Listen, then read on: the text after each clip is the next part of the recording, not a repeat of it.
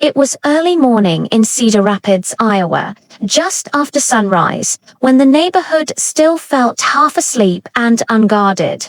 The sky hung low and pale, washed in muted gray with a faint hint of color beginning to push through. I sat alone in my parked car along the edge of a small public park, a few blocks from my house. The kind of park people passed every day without thinking much about it. The engine was off. The radio was silent. The world felt paused. A thin layer of fog clung to the windshield, softening the outlines of everything beyond the glass. Street signs looked distant and slightly blurred. The park benches across the road seemed empty and forgotten, damp from the night air. Somewhere behind me, a screen door opened and closed, followed by the low murmur of a morning television coming to life inside a nearby house.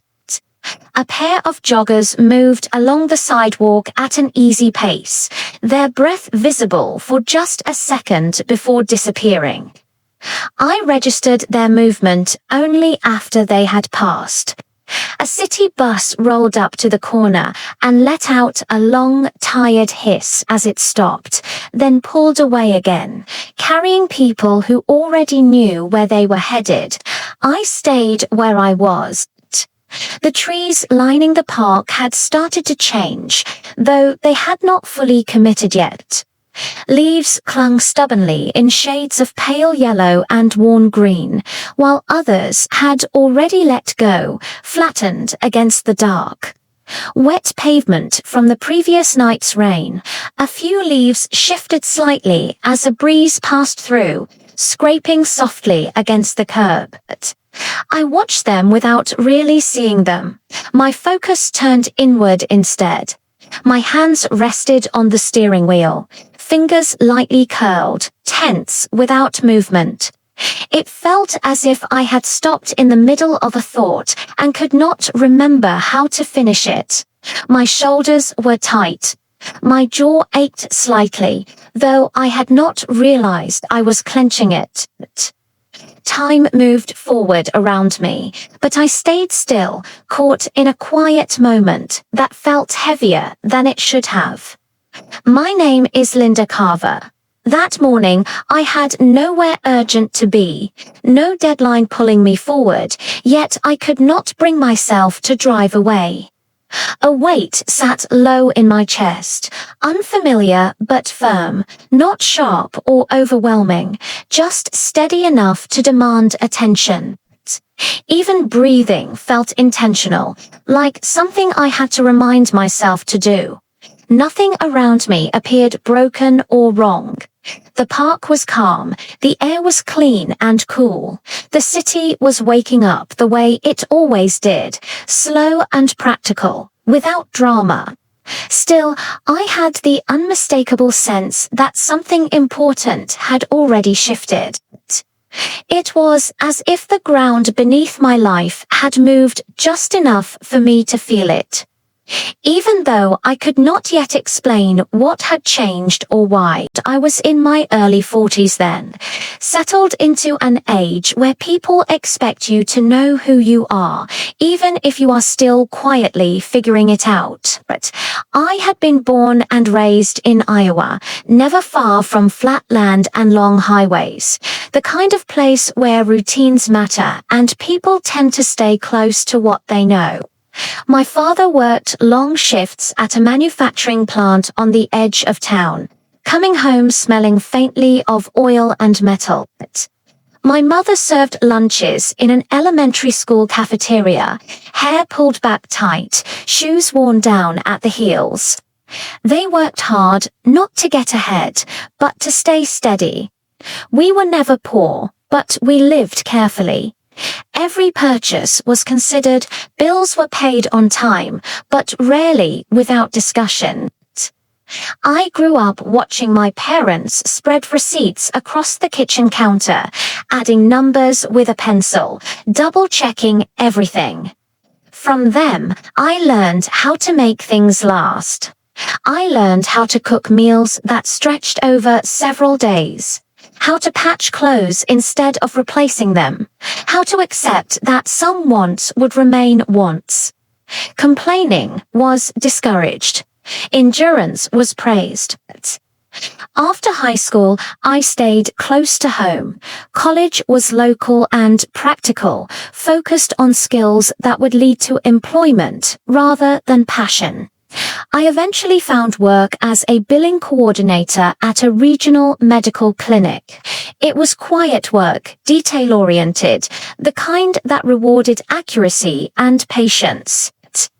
I sat at a desk most days, reviewing insurance codes, resolving discrepancies, making calls that required calm explanations and polite persistence. The hours were steady. The benefits were reliable. It was not a job anyone dreamed about, but it paid the bills and left me mentally tired in a manageable way. My husband, Mark, worked in commercial HVAC. His job was physical, unpredictable, and demanding in ways mine was not. Some weeks he came home exhausted and sore, hands rough from tools and weather.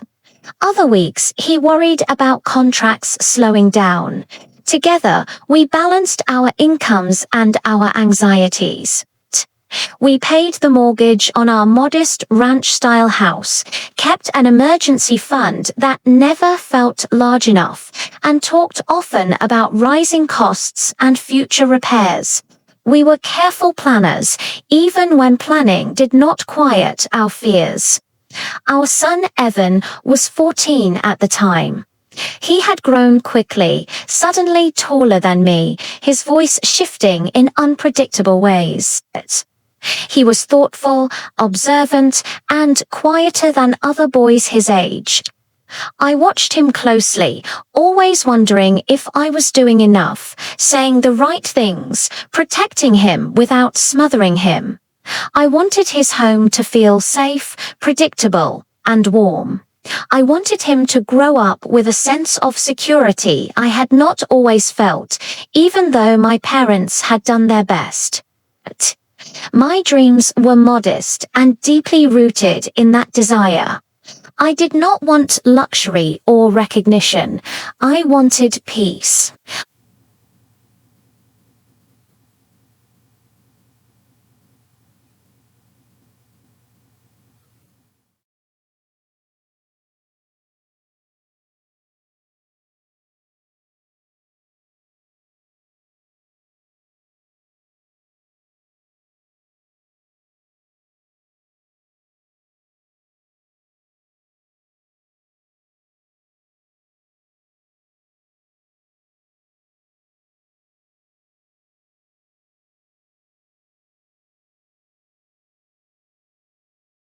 The secret surfaced on an ordinary Tuesday afternoon, the kind of day that usually passed without leaving a mark. The house was quiet, except for the faint ticking of the hallway clock and the low hum of traffic outside. I had decided to reorganize the hallway closet, a task I had put off for months. It was narrow and crowded, filled with winter coats, old scarves, a vacuum cleaner that barely worked, and boxes no one had opened in years. I stood on a small step stool, shifting shoeboxes from one shelf to another, trying to make sense of things that no longer served a purpose. One box, tucked far back and coated in a thin layer of dust, caught on the edge of the shelf as I pulled it forward. The lid slipped loose, and an envelope slid out, landing softly on the carpet near my feet. At first, I almost ignored it. It looked old and unimportant, the kind of thing people keep without remembering why, but something about its weight made me pause. The paper was thick and yellowed, edges worn smooth by time. My mother's name was written across the front in careful handwriting I did not recognize. The return address was faded, barely legible. I felt a brief flicker of curiosity, followed by hesitation.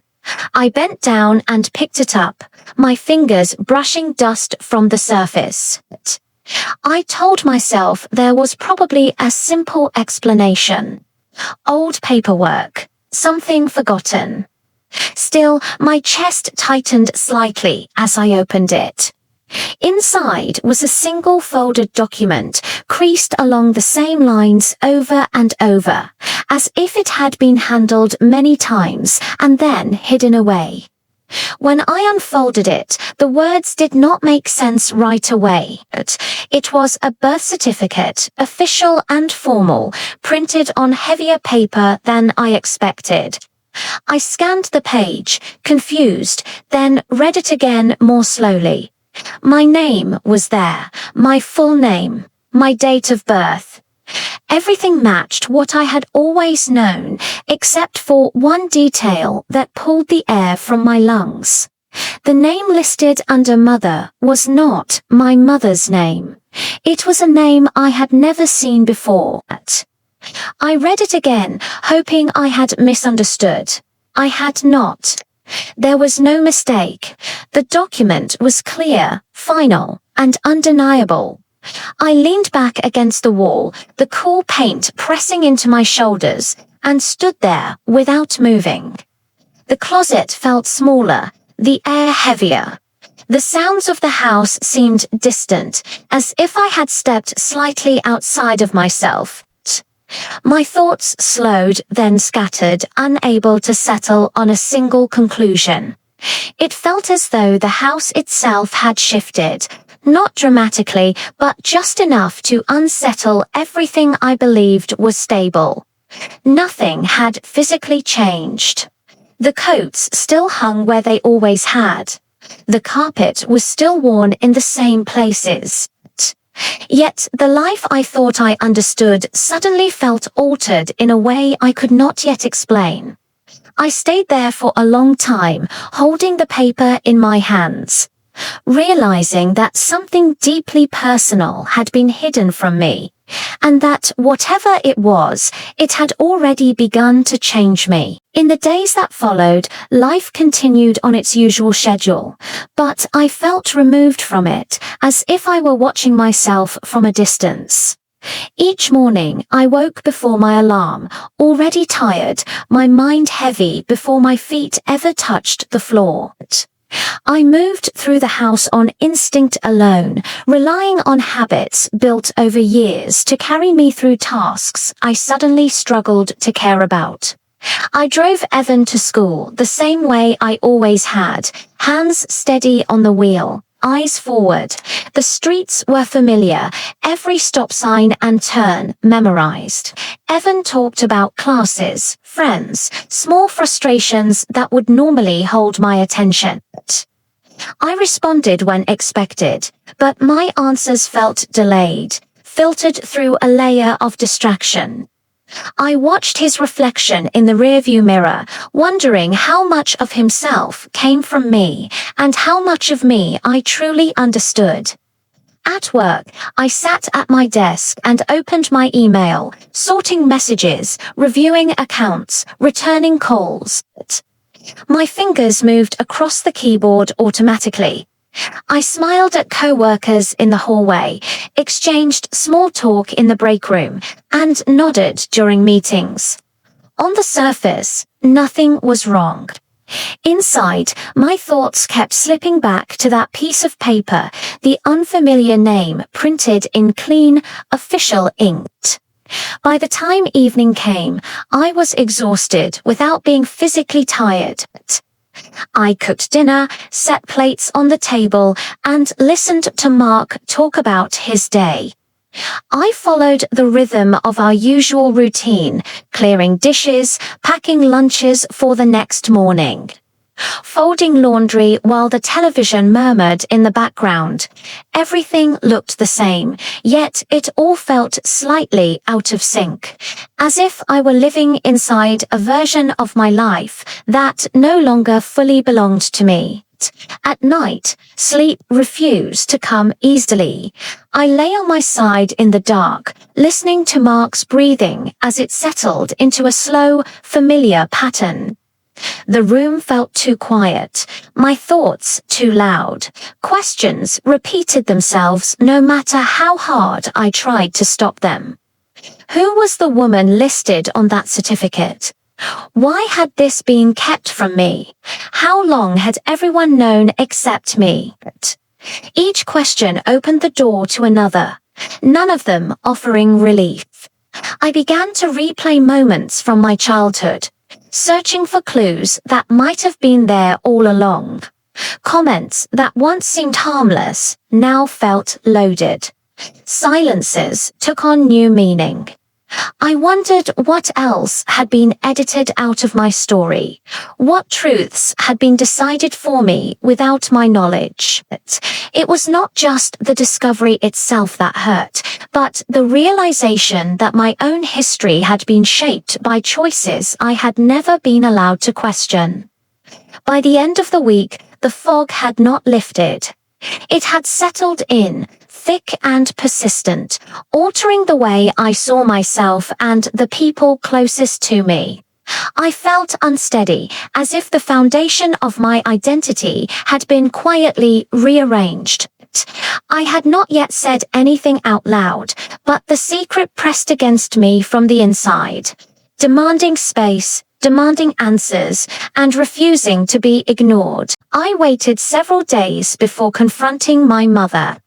Not because I doubted what I had found, but because I did not trust myself to stay calm.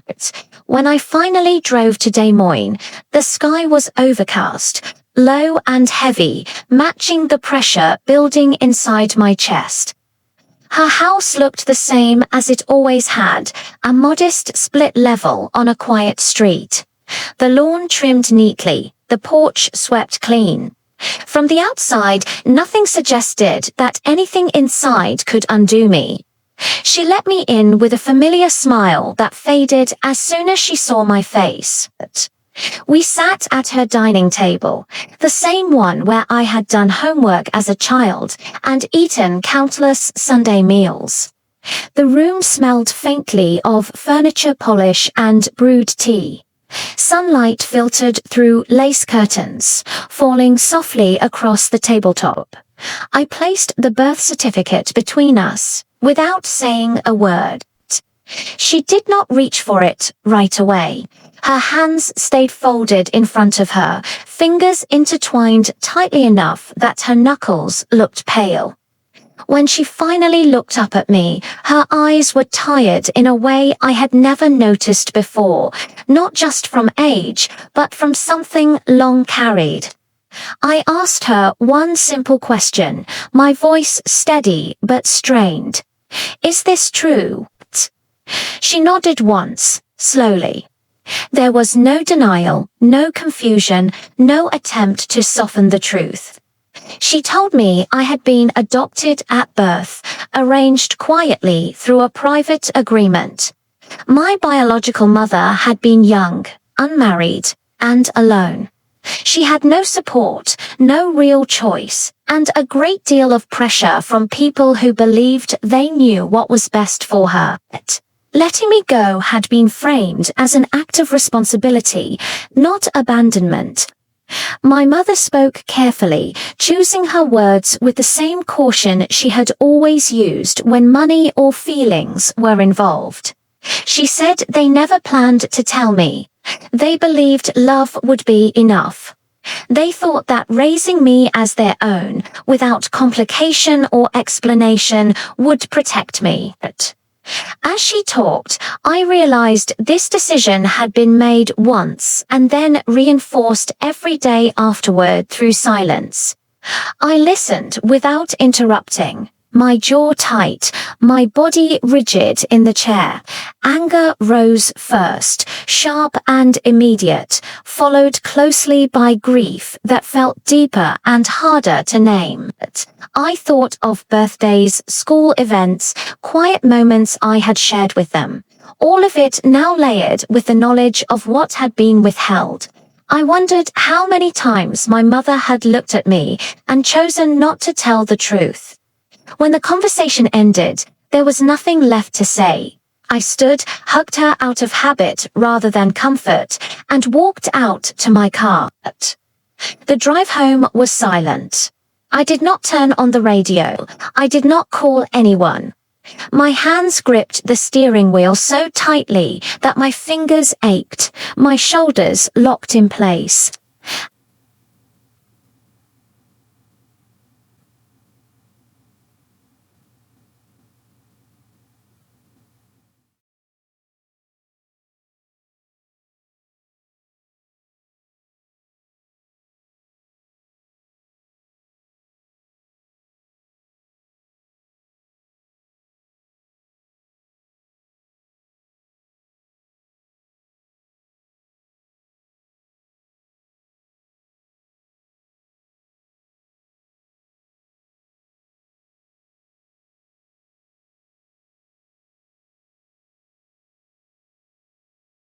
The hardest part of everything was Evan.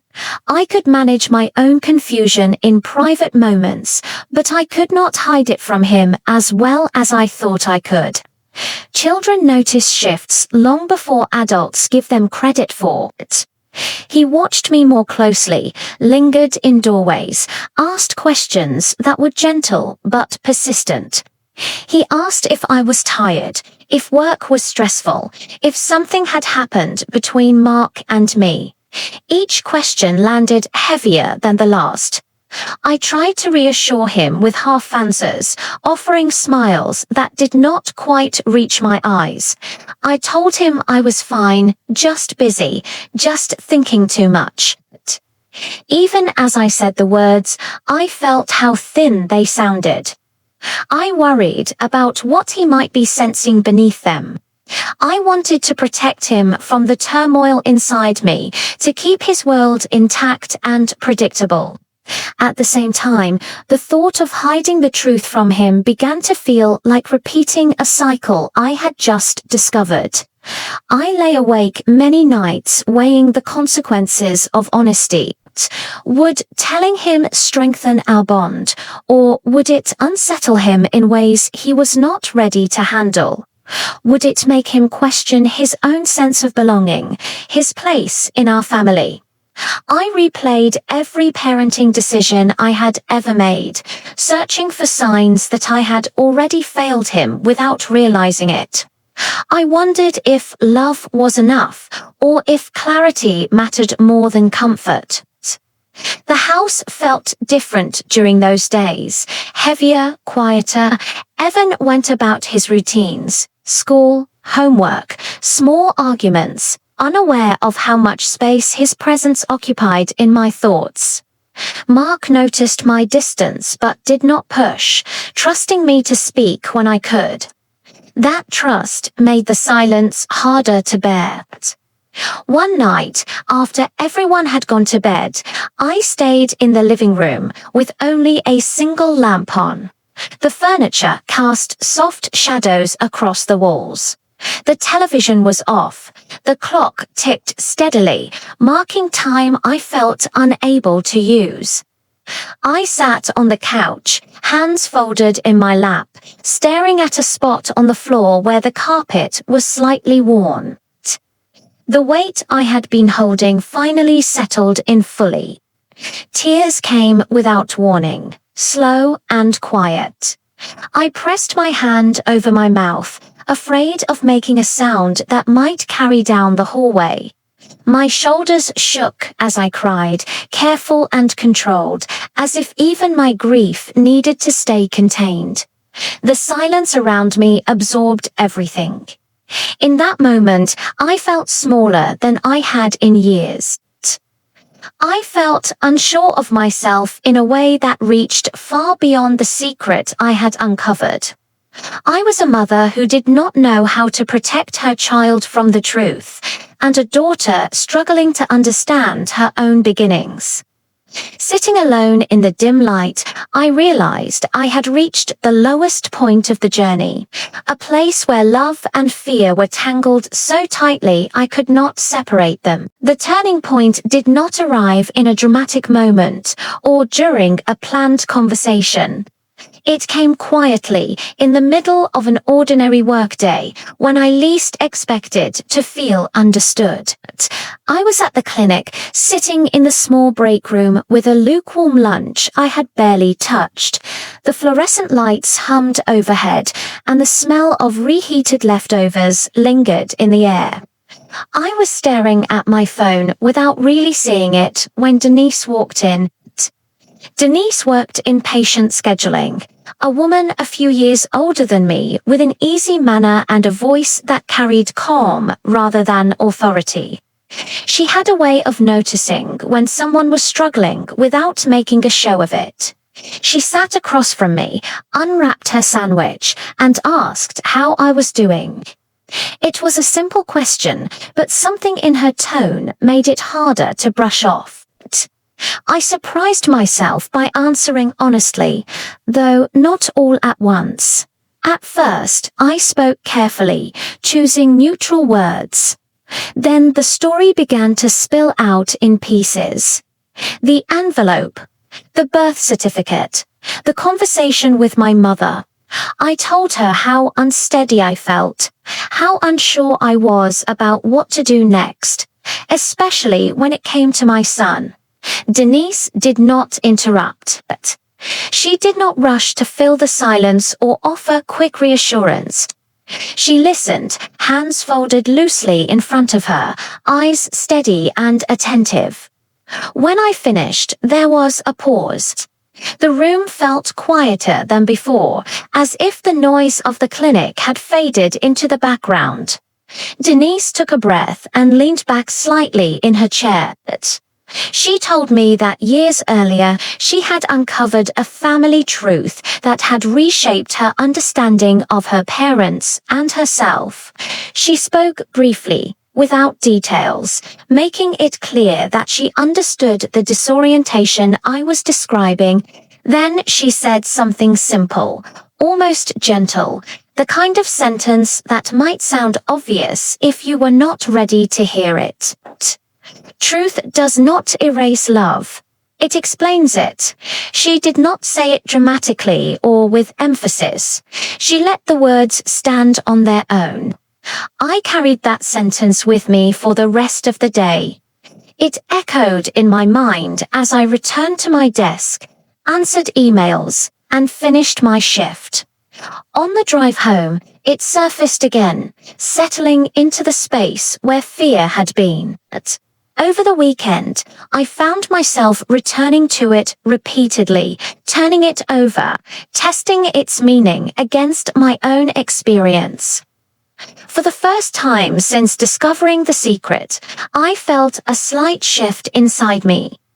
The truth I had uncovered no longer felt like a threat to everything I loved.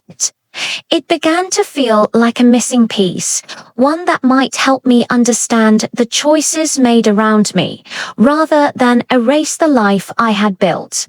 That quiet conversation with Denise did not solve anything outright, but it gave me something I had been lacking. It gave me a way forward. The decision to tell Evan did not come all at once. It took shape over several quiet days, formed from reflection, worry, and a growing sense that silence would only deepen the damage. I realized that protecting him did not mean shielding him from the truth. It meant trusting him with it in a way that honored his age, his temperament, and our relationship. Once I accepted that, the fear did not disappear, but it softened enough for me to act. We sat on the front porch one evening as the sun began to set, the sky shifting gradually from pale blue to warm orange. The air was cool, carrying the scent of grass and fallen leaves. Evan sat on the step beside me, knees pulled close, absently tapping the toe of his shoe against the wood. I took a long breath before I spoke, grounding myself in the sound of cicadas and distant traffic. I told him that I had learned something important about my past. I spoke slowly, choosing words that were honest without being overwhelming. I explained that I had been adopted at birth, that the parents who raised me were still my parents, but that there was more to the story than I had known. Evan listened closely, his face serious, eyes fixed on the darkening yard. He did not interrupt. When I finished, he asked questions that surprised me with their thoughtfulness. He wanted to know if it changed how I felt about him, if it meant our family was different, if it made me sad. I answered each question as clearly as I could.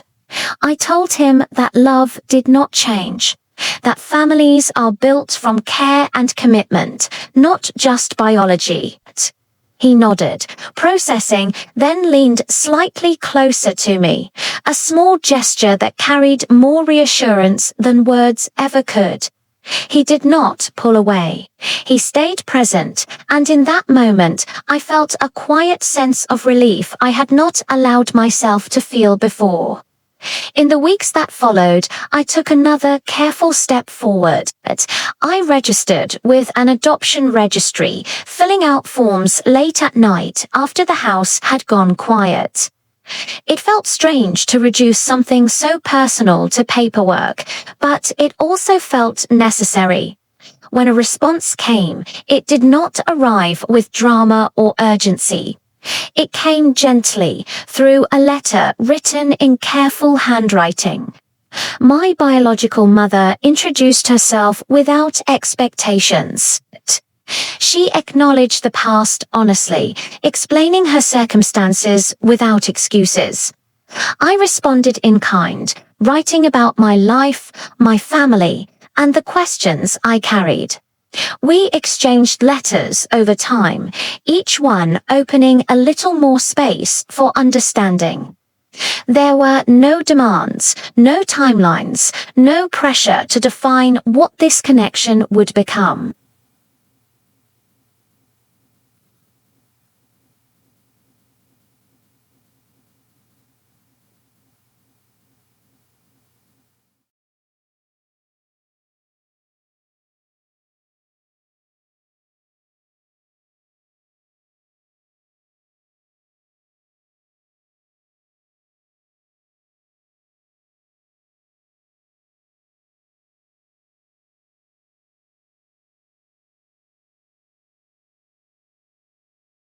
Several months passed before I was ready to meet her. By then, the letters had become familiar, their tone steady and respectful, never demanding more than I was willing to give.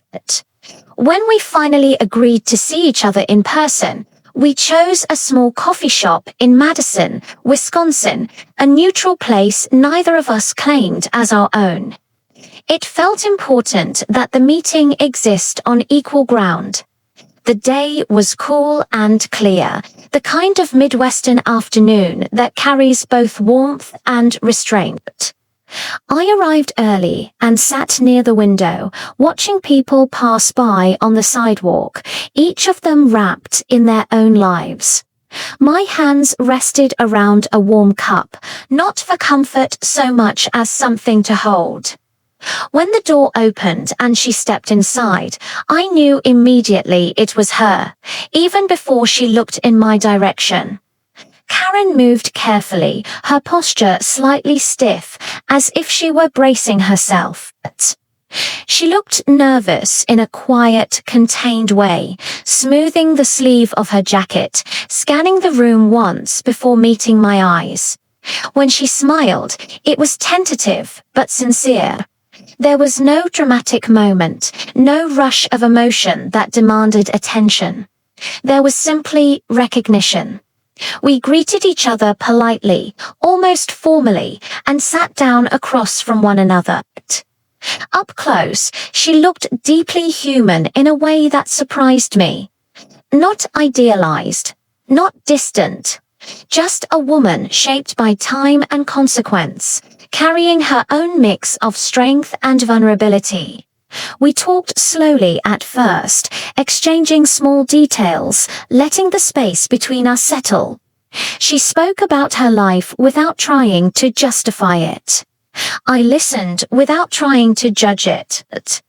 At one point, she apologized, not with desperation, but with honesty.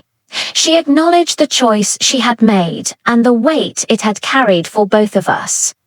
I told her that I was not there to replace anyone, and she nodded, visibly relieved.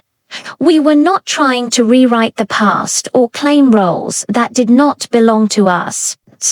We were simply acknowledging each other's existence, allowing truth to stand where silence once had. When the meeting ended, we hugged briefly, carefully, and went our separate ways. I walked back to my car feeling calm rather than overwhelmed. There was no sense of loss, no confusion about where I belonged.